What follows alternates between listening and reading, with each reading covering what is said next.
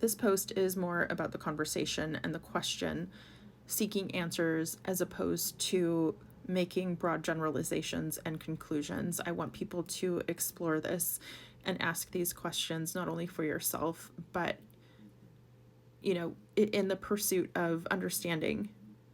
Because what I'm seeing come out of this is that white feminism is rearing its ugly head all over in this case. And that's one of the biggest disappointing things when it comes to Taylor specifically. Blake, we already knew, just kind of a lost cause. It's kind of a hopeless case. I don't expect anything progressive. I don't expect anything real or solid from her in terms of answers or even action. With Taylor, it's kind of like she's built her brand on being a progressive, or at least doing progressive things in the arts industry, and yet at the same time the white feminism of it all.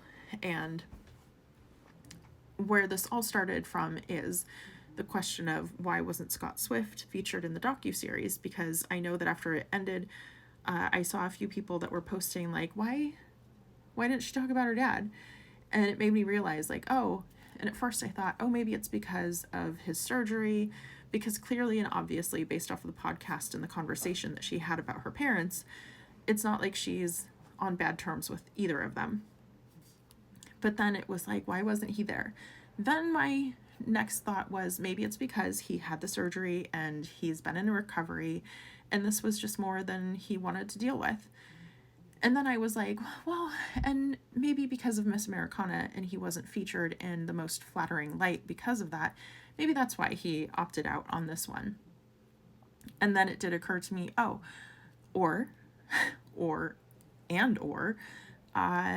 because he was the one who responded to the Baldoni team's requests in relation to this case, maybe that's why he wasn't spoken about, and whether that was an insulating layer of protection for him, or if it was maybe a sense of overstepping their boundaries, and Taylor was like, yep, I didn't like that, so she didn't want to talk about him.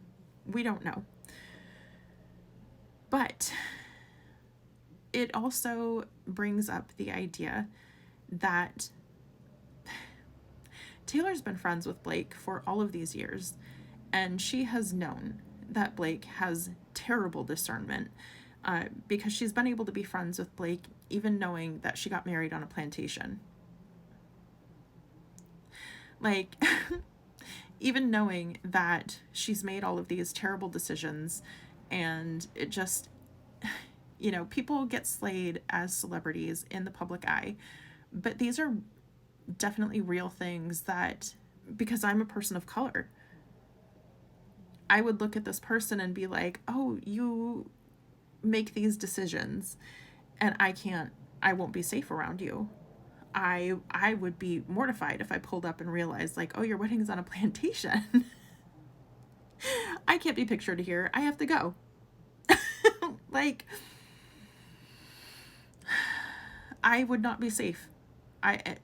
And nor would I expect any of my friends, family, etc. to follow me, to be in proximity to somebody who could make decisions that ignorantly. And then it got me down this whole tangent of, because in her explanation of writing canceled, you know, she's like, I'm less judgmental of people, and I just judge them based off of who I know they are because of who they are with me and how they treat me.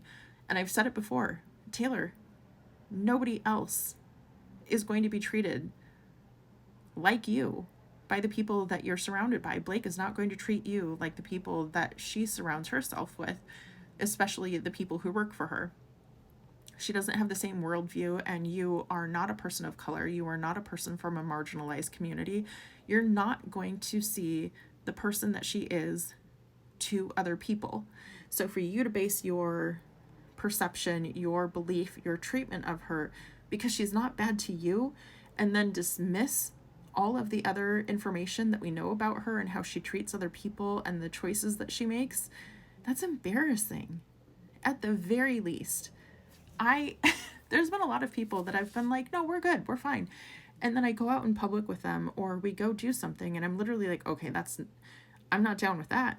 I don't do that. I don't think that's funny. I don't think that that's right. And then I'm like, wow, this is the first and last time that I will ever be seen in public with them. And that has never happened with Blake and Taylor. Taylor has known about the plantation wedding. Taylor has known about all of these things, and she's been like, nope, we're good. But again, Taylor, she makes a comment about privilege in the docuseries, and she's like, no, it's a privilege for me to wear these boots. It's a privilege for my feet to hurt.